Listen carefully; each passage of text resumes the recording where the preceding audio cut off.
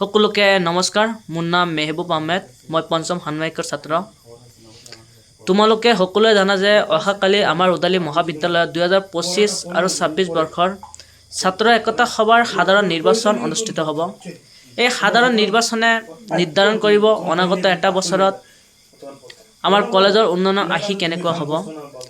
আজি তোমালোকে সভাপতি পদত 4জন কেণ্ডিডেট দেখা পাইছা। 4জন কেণ্ডিডেটৰ পৰা আটাইতকৈ কাৰ্যকৰী কোনজন কেণ্ডিডেট আছিলে? আৰু তোমালোকে দিলৱাৰক চিনি পোৱা? দিলৱাৰ সাংস্কৃতিক সম্পাদক হিচাপত আছিলে আৰু তেখেতে সাংস্কৃতিক সম্পাদক হিচাপত তেখেতে উদালি মহাবিদ্যালয়ৰ ইতিহাসত সৰ্ববৃহৎ সাংস্কৃতিক শোভাযাত্ৰা আৰম্ভ কৰিছিল তেখেতে। আৰু তেখেতৰ আমোলত উদালি মহাবিদ্যালয়ত বিহু হৈছিলে, বিহু উদযাপন কৰিছিল তেখেতে।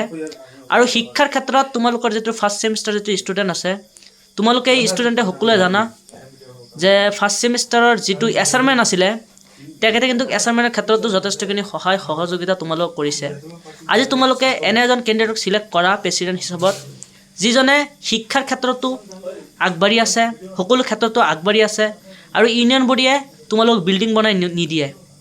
তোমালোকৰ শৈক্ষিক ক্ষেত্ৰত কি সমস্যা আছে, এই সমস্যা ইউনিয়ন বডিয়ে এই সমস্যা সমাধান কৰি দিব পাৰে। আৰু আমাৰ সমস্যা কি, আটাইতকৈ বেছি আমাৰ সমস্যা কি? আমাৰ শিক্ষাৰ ক্ষেত্ৰত কিবা আমাৰ এছাইনমেণ্টৰ কিবা সমস্যা হৈছে, এছাইনমেণ্ট আমি ওলাব নোৱাৰোঁ, বা এছাইনমেণ্টৰ কিবা সমস্যা হৈছে, এছাইনমেণ্টৰ কাৰণে আমি বুক বিচাৰি নাপাওঁ যে এছাইনমেণ্ট ক'ৰ পৰা লিখিম। এই ক্ষেত্ৰত ইউনিয়ন বডিয়ে তোমালোকক সহায় কৰিব। সহায় সহযোগিতা কৰাৰ কাৰণে তোমালোকে ভোটদান কৰা। আৰু এই ভোটদানে অনাগত এটা বছৰত তোমালোকৰ কলেজৰ উন্নয়নৰ আৰ্হি কেনেকুৱা হ'ব, এই গোটেইখিনি নিৰ্ধাৰণ কৰিব। তাৰ কাৰণে মোৰ বাইসকল ভনীসকলক মই অনুৰোধ কৰি কৈছোঁ, তোমালোকে যোগ্য প্ৰাৰ্থীক নিৰ্বাচিত কৰা, তোমালোকৰ কথা শুনা মানুহক নিৰ্বাচিত কৰা।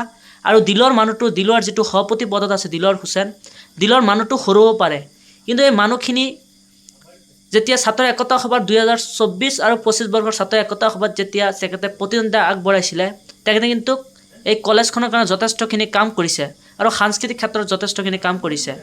গতিকে তোমালোকৰ প্ৰতি মোৰ এইটোৱে অনুৰোধ, তোমালোকে দিলৱাৰক সভাপতি পদত নিৰ্বাচিত কৰা। ধন্যবাদ।